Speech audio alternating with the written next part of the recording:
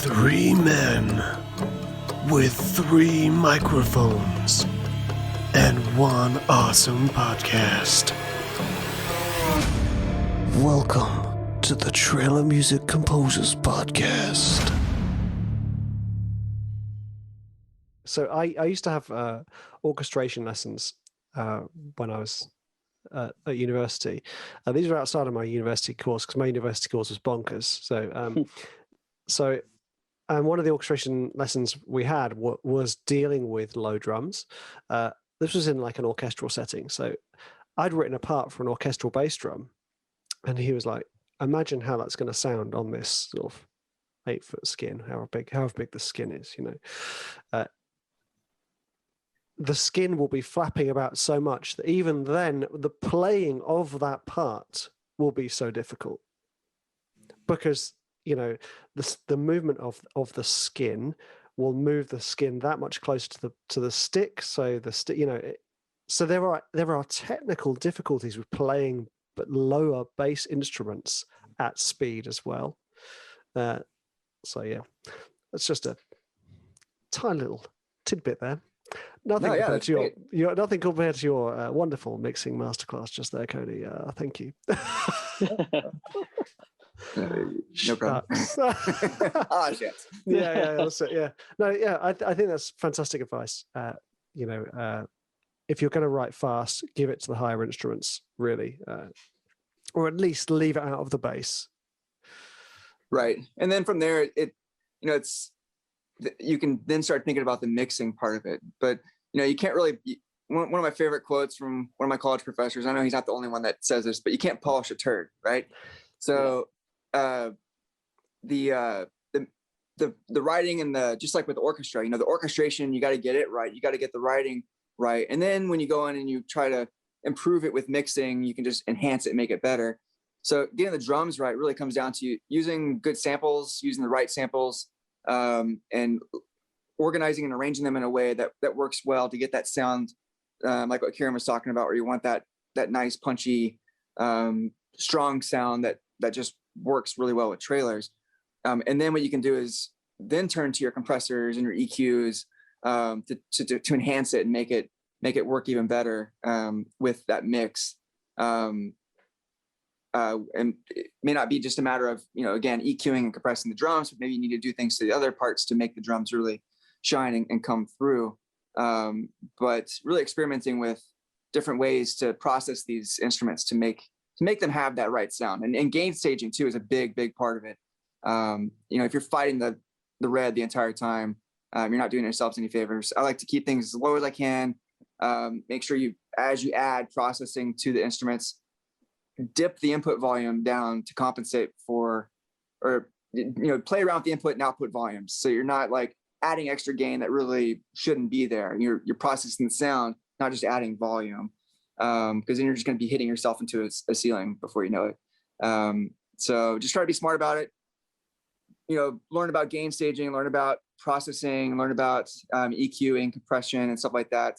If you want to dabble in side chaining and stuff, you can, but not really so great for this kind of work when you have to stem everything. But so I guess that's kind of everything I wanted to add to that. I don't know if Ciaran's got anything he wants to.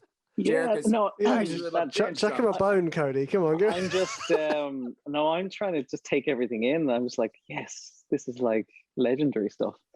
To add to that, I suppose the mistake I still make, and it is to do with the drums, is thinking that when my track doesn't feel punchy enough, by adding another drum into it, it'll become more punchy. It just seems you're fighting, especially earlier on when I started out, you're fighting a losing battle with, constantly trying to get that. It's just that, get rid of that mud, get rid of that, to get that punch. To be honest, the less you have, the more punchy your track will be. Some of my tracks where, is in you've had, maybe I might have 3 or 4 drums. That is it for the whole thing. They sound huge. There's huge punch to them.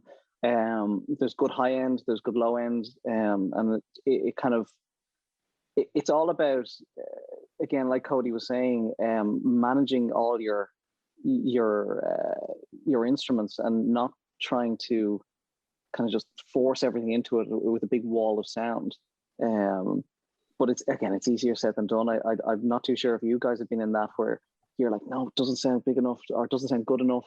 Maybe if I add something else in, and instead of just stripping it all back and re-looking at your frequencies and okay, like, do I have way too much low end in there that's just clogging up the mix?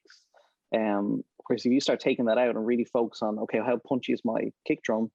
And do I have that really, tippy tappy high end just to add something to that kick? Am I getting the best out of it then? That's something also to look at. So, that'll be my 2 cents into Cody's masterclass. Oh no, absolutely. You bring up an interesting point. Like, whenever you think you need more punch or more whatever, you just go and start adding more to it. I've talked to, I think both of you guys probably know Greg Townley. Oh yeah. I had a great chat with Greg once. Yeah. I've worked with him a fair amount with like my audio machine stuff, and great guy and amazing mixer. Definitely, I think one of the best in the business, and he knows his stuff. He's an amazing mixer. But like one of the first things he does actually, whenever this isn't just like with my stuff, but it's with any of the stuff he gets. When he gets stems, he goes through and he finds what he needs to delete, and he starts deleting stuff. And he says he'll go through and like take out like half of the whooshes, or take out, a bunch of this, that, or the other. And it basically what you want in the mix, you want it to be loud, right? You don't want to have all this. He says, if it's going to be there, make it loud. That's kind of his little quote. And the whole point of that is like having a bunch of stuff that just kind of sits in the background. I mean, yeah, you need to have background elements. There are going to be supporting pieces, supporting parts. But if you really look into your tracks, look into a session of yours, look at every single individual piece and start soloing different things, and then think to yourself, can you actually even really hear this? Is this doing anything to enhance what I'm hearing in the track as a whole? And I've done that myself, and I go back and I look, and it's like, wow, I can't even tell that's there. I mute it and I don't hear any different, So just get rid of it at that point. Get rid of it, mute it, delete it, minimize the amount of stuff that you are trying to push through the speaker, and you're going to have a better result in the end because you have less competing frequencies. Even if you can't hear it, I can guarantee it's probably doing something to maybe distract from the mix in some way, muddy it up in some way, clutter up those frequencies. Especially when it comes to the lows, you really only need to have like one or two like low drums, and the rest of it, focus it on more of maybe the low mids, the highs, and so on. So yeah, just something you said there kind of sparked that in my mind. Yeah. Have you done Greg's courses? I've not done any Greg's courses. His courses are fantastic. So there's, I've only done 2 of them. I don't know if he's done any more. But, one of them is he kind of mixes a sound design track, and he's talking about dealing with the stereo frequency, dealing with the pitch, tops and bottoms, dealing with the front and back, so compression and reverb, and he just explains everything so comprehensively and beautifully, where you go, that's why you do that. Like for instance, compressing things that are centered, because that's how, if it's up close, your ears will compress it.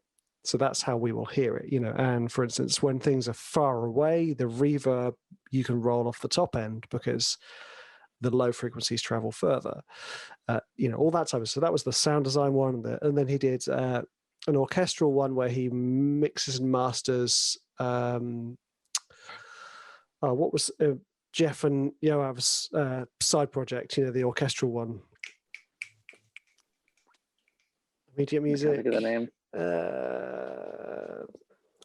Big orchestral thing, basically. And it was just wonderful watching someone else work on that level. Same thing, Cody. He kind of runs through everything, except obviously in the course, he's not going to be like, delete that, Jeff, take this, He's just like, look, this is, so I'm going to take this, I'm going to send it there. And it's functioning like this. And he was very, very clinical about the stuff you're talking about, which is like gain staging, being careful that when you add gain, you bring it down, So although I've done those courses, my approach is like completely different. I am basically the messy painter in the room, throwing paint everywhere. Whereas, you guys are sat there with your fine detail brushes on the tiny miniature models, this is beautiful detail. And I'm like, I've got some emulsion. Just throw it in the room. Yeah, well, the thing is also, I read an interview with Junkie XL when he talks about like everything when he's working within Logic, or it's Cubase, isn't it? He's working, all his channels are peaking. They're all red. They're all in the red. And I was like, well, if it's good enough for him, I'm okay with this. Obviously I was already doing it anyway, but yeah. So there are different approaches, but like I said, both you guys, you can actually mix and master your stuff to the appropriate standard because of your keen eye for detail. All that stuff, Cody, you were saying, that's why your mixes and masters sound so fantastic. Like often Greg and Toby don't even need to touch your stuff. Whereas Cody could actually master his stuff in the end for Audio Machine. So I think they weren't. A lot even of my going to automation Greg, stuff has been just me from start to finish. Not all of it, but some of it has. So that's kind of testament to why you're such a legend, really. Kind of top of the, or he's like, hands now. yeah, that's it. He's like, stop. Go, continue. No, because you're working with sort of the biggest company in that area, this kind of orchestral hybrid stuff where the quality of the sound production is crucial. It's not just the writing that's up there, it's the production, the mixing, mastering, because they are different skills. Absolutely. We have to balance the two. Mm-hmm. And there is an area of overlap, especially when you start approaching things like 4-part harmony with regard to orchestrating and harmonizing within your soprano, alto, tenor, bass, that type of thing. I did hear from a publisher before. They kind of said, like, look, it is a 2-part job. I mean, you have to, be able to compose and stay with the trends and, learn the new things that come on and discard the old stuff. But production, is the icing that is going to get you the placements. If you don't have any production skills, you will not be landing any placements, regardless of how good your composition is. So, years ago, I kind of had the decision when I was starting out, like, I have no musical theory background. I didn't study music when I was a kid or anything. So I was like, well, look, I started learning, basic music theory. And I said, well, okay, will I continue with that, or will I just keep messing around in the DAW and learn, mixing, or will I learn production skills? And I said, well, look, I'll do that one. So it seems to have, been a good decision. But obviously, yeah, it's an important part. Like, I mean, I thought when I started in the industry that as in everything would be mixed. So as in Cody said, like polishing the turd, I thought my turd would be turned into gold by the publishers. And I was told, no, that's not what happens. Here's my golden turd, by the way. Oh, lovely. Hey! It's a metaphor for my career, I think. Golden turd. I love it. I was just sorry for the audience listening. I was just holding up. I've got a little money pot by my screen that was a gift from one of my friends. It's a golden emoji, a poo emoji, a golden poo emoji, basically, because she knows how much I like poo emojis. So. Yeah, you are certainly the most mature person I've ever met. Yeah. Go on. But yeah, no, as in like it is. It's so important, and I wish there was more out there. To be honest. With regard to trailer music, for mixing and mastering, there's only a couple of things that I've found. And if you look up mixer mastering on YouTube, it's generally for pop music or rock music. So there are a couple of people who have, like Joel Dolly. Joel Dolly. Yeah. And his stuff is brilliant. And that is pretty much all I found. I think, Richard, I remember you mentioning Greg's masterclass before, but everything you learn is kind of picked up as you go, really. Well, also, just to put this in here, guys, there are 2 mixing and mastering masterclasses within the Trailer Music School. Cough, cough. Not from me, from Toby Mason. Oh, Toby actually has. Yeah, Toby did. Toby did. So the first Trailer Music course, Toby did the mixing and mastering bit for me. Oh, very cool. That's awesome. Yeah, I have to check that one out. Yeah, thank goodness. There's me Actually, I going, think Austin has one as well. Actually, doesn't he? there's a few. There's a few. There's a few. Yeah, there's a few guys coming actually out now. Sorry, I take that complete back. There's nothing there. There are a few good guys coming out now with courses. I didn't know Toby had one. I certainly, maybe I'll be investing in the trailer music course. Cough, cough. Thank you. Yes, the thing that I found really interesting. So, kind of going over a couple of things. Having interviewed lots of composers, it's come to my attention that we all have the same samples. Mm-hmm. I have the same samples as you. I have the same samples as you, but I do not sound like you. We do not sound the same when we write, which is kind of testament to having the samples is just one element to it, you know. And then as you've said, Cody, when you load in those samples into a separate track, the mix and master will be different because of the balance of everything in that track. So there's so many more variables on the way, like throughout the whole process, that you can't, you know, I like I said, I could show everybody exactly how I've written a track, but that does not mean that they will produce the same thing. Exactly. You know, if I sat down with you, Cody and Ciaran, and just said, look, guys, here is exactly what I did, copy it. I guarantee, firstly, it would be better. But secondly, you know, it would be completely different, the way you would approach everything. And that's the wonderful thing about all this, isn't it? It's just like, it's so nice that we can all sit there with the exact same patch in Omnisphere. You know, Ciaran will do his sort of trademark, but, you know, bends, and Cody will make it just sparkle and sound awesome. And I'll just make it sound like a monster dying slowly in the corner, in the mud. I'll just put that one in there. In the mud. Oh, I like that one. Plenty of movies like that coming out. Oh yeah. Well, you know, after all this COVID stuff cleared off, then we can go back to all the thriller and horror trailers, and I'll be back in the business. Yeah, my superhero genre was hit hard. Yes. Yeah, we were hit hard. Yeah. We're all crying a tiny bit right now. A little bit, yeah. Yeah, no. But yeah, actually, I just want to move on a little bit because you guys, I mean, that was awesome.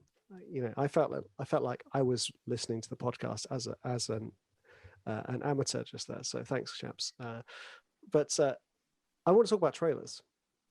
I don't do this on this podcast. I don't talk about trailers. I don't say, hey, have you checked out this most recent trailer? Because this is one of the vital parts of our job, is to understand what is happening now, which is ironic because I guarantee we're going to reference trailers that are at least a couple of years old. But it's so important. Like, everyone's like, how do I write like this? And I just say, just do some research, guys. Just like listen to some music, listen to what people are doing, see if you can figure it out. It's so important.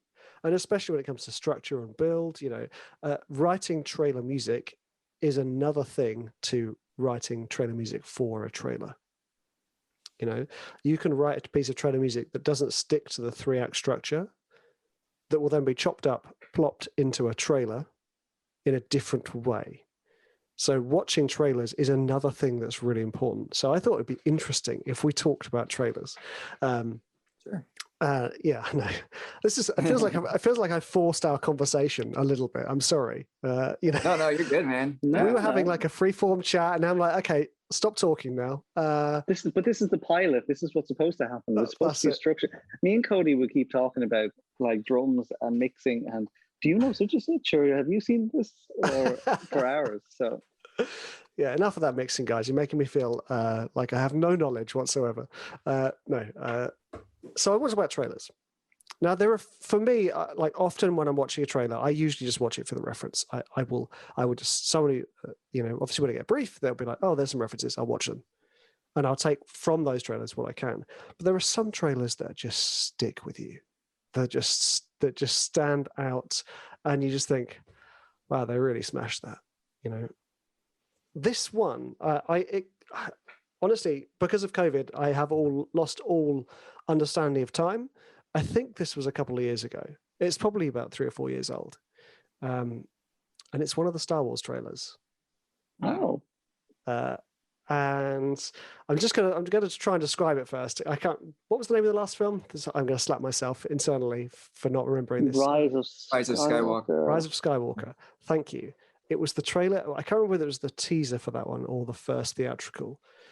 It's basically almost the entirety of the trailer is a clip from the film where Rey is stood there on the kind of like what looks like the Salt Flats with Kylo Ren approaching in his TIE fighter, and it's just another one slow build, and the way the music just builds. I mean, it's just beautiful. It's just, that was one of those ones where I go, wow, they broke the mold a little bit with this one. And that's not just down to the composer, that's down to the whole team who did the trailer. Let me see if I can share my screen, guys, because this is about to get exciting. Share my screen, Google Chrome, share sound, share. Yes. I feel like I'm back at the cinema. Yeah. That was but that's for me. That's when the trailer does it. When it's like, wow, this has really brought me to the cinema. And I just think that was such a fantastic trailer. Just everything about it. And I love the fact that obviously it's a teaser, so the structure is different. But I love the fact that we have this sort of beautiful, almost orchestral suite at the start that ends beautifully, and then we have this lovely kind of like second section to it, which is basically a riser into the theme restatement. I don't know. It's probably John Hanson at Confidential, wasn't it? I know, but I just think. I think it was Jean Gabriel Reynaud. There we go. Did that one. I think you're right, Ciaran. Cavalry, I think did it. That one was. But I think there was something.